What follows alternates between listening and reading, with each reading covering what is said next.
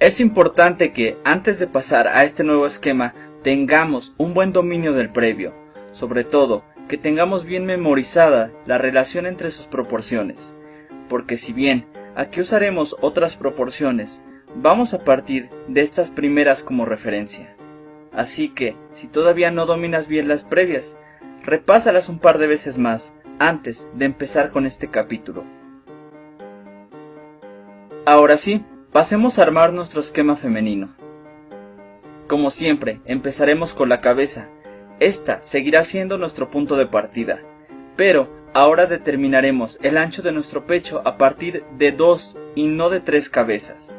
Recordemos, al obtener la medida de uno de sus lados, las otras dos serán iguales, ya que el pecho será construido con un triángulo equilátero.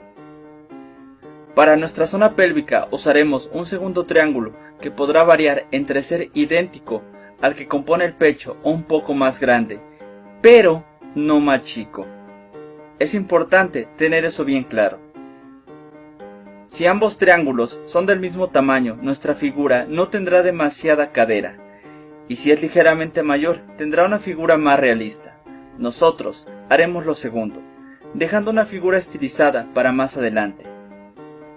Por lo que respecta a los brazos y las piernas, seguiremos los mismos parámetros que en nuestro esquema masculino, ya que como señalamos anteriormente, la diferencia central entre ambos esquemas radica en las proporciones del tórax, pero conserva el resto.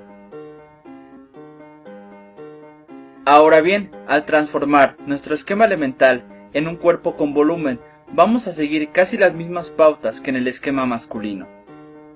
Recordemos que no vamos a tocar la cabeza de momento, y que para los brazos vamos a proporcionarle a nuestro dibujo el mismo volumen a cada lado de nuestro esqueleto.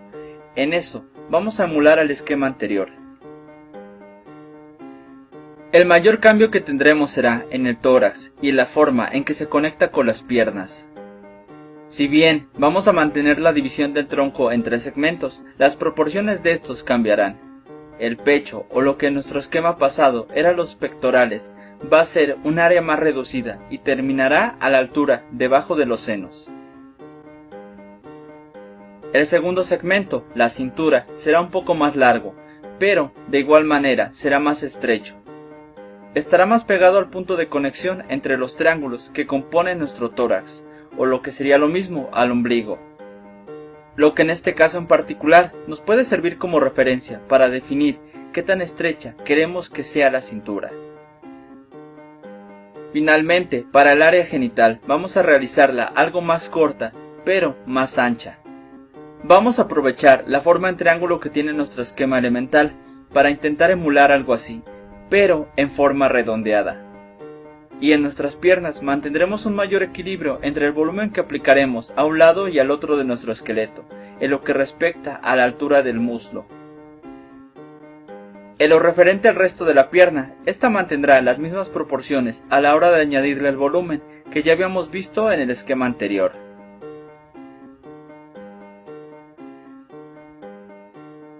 Ahora bien, es importante que al tener ambos esquemas, el femenino y el masculino, uno al lado del otro, podamos distinguir diferencias muy marcadas. Si bien, en un modelo más estilizado, ambas figuras empatan mucho más, dando un cierto aire andrógino, lo que queremos hacer aquí es hacer bien palpable cada género y sus características particulares. Por eso, cada esquema debe ser claramente diferenciable del otro.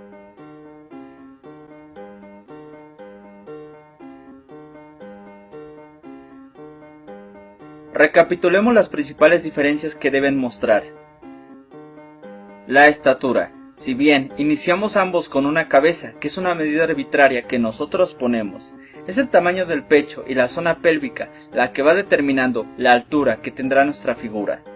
Y aunque existen esquemas que consiguen su altura a partir de determinado número de cabezas, el esquema que empleamos al irse construyendo a sí mismo no nos obliga a llevar las cuentas de forma tan meticulosa, sin por ello perder las proporciones.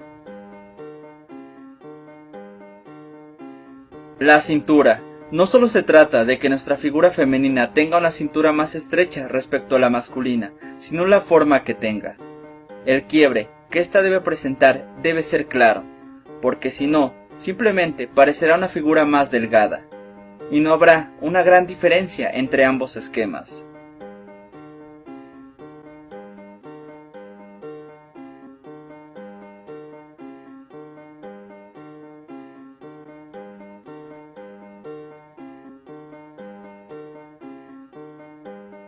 Recuerde lo que acabamos de comentar, para marcar más la cintura también nos valdremos de ensanchar las caderas, y para ello el volumen de la pierna a la altura del muslo también se verá aumentado en nuestro esquema femenino. Donde nuestro esquema no variará mayormente será en los brazos y en el resto de la pierna. Y recuerda, en nuestros esquemas debe apreciarse claramente sus diferencias para saber que los hemos realizado correctamente. Ya lo dijimos, pero no está de más hacerlo más palpable. Podemos variar radicalmente nuestro esquema femenino según acentuemos o no las caderas. Si en el esquema masculino el rasgo que más le define es el pecho, el tamaño de este, en el esquema femenino será precisamente las caderas lo que más le definirá.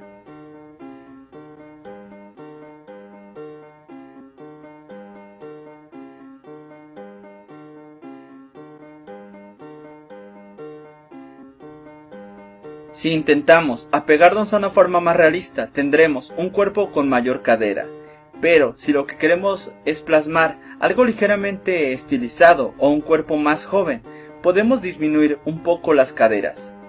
Pero ojo, el límite al que podemos llegar sin deformar nuestra figura es una equidad entre pecho y cadera, pero nunca una cadera más pequeña que el pecho, porque entonces la figura ya no será femenina. De todos modos, siempre es bueno mantener un mayor volumen en la zona inferior que la superior, cuando trabajamos este esquema.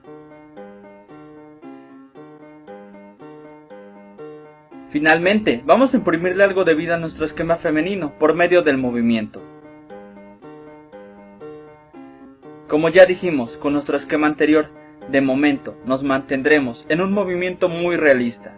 Posteriormente, podremos intentar trabajar nuestras figuras en posiciones más extremas, pero en lo que nos familiarizamos con nuestros esquemas y vamos aprendiendo a darles movimiento, es mejor mantenernos en estos parámetros.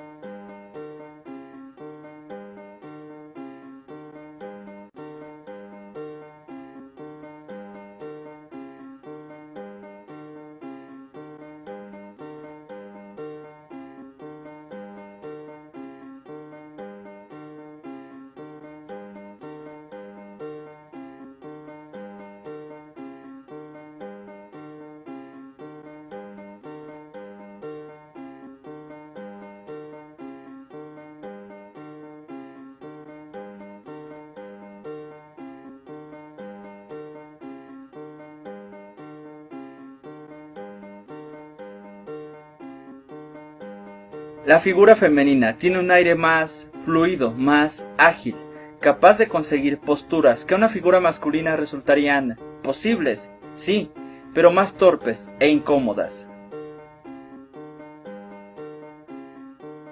Una excelente forma de adentrarse a muchas de estas posibilidades es documentarse visualmente. Revistas, pero también catálogos ofrecen un amplio repertorio de posiciones que precisamente buscan resaltar estas características. Desde luego, la figura femenina no está limitada a este rango de posibilidades. Pero dado que ya tenemos un marco referencial básico con el esquema anterior que podemos trasladar a este otro, esta es una forma de ampliarlo e imprimirle un carácter propio.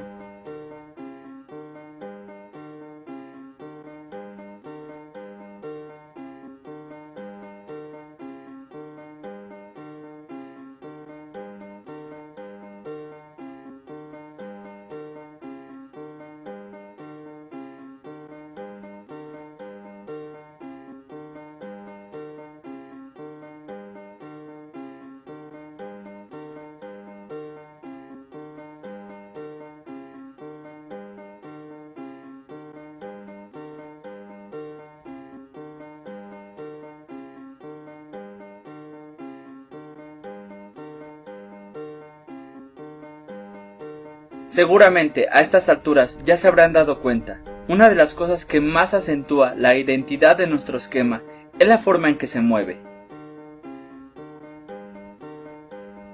Dejando de lado cuestiones como identidad de género, cada uno de nuestros esquemas hace énfasis en determinados movimientos según su propia constitución. De tal modo que, por ejemplo, en la figura femenina tenemos un movimiento más marcado en la cintura, que no sería posible en el esquema masculino, simplemente porque ésta no tiene esa presencia en este esquema. Y detalles como este son lo que le dan más realismo al movimiento de nuestra figura. Ojo, no están condicionados en este sentido, pero sí son elementos que nos ayudarán a imprimirle más naturalidad y por ende más verosimilitud a lo que dibujemos.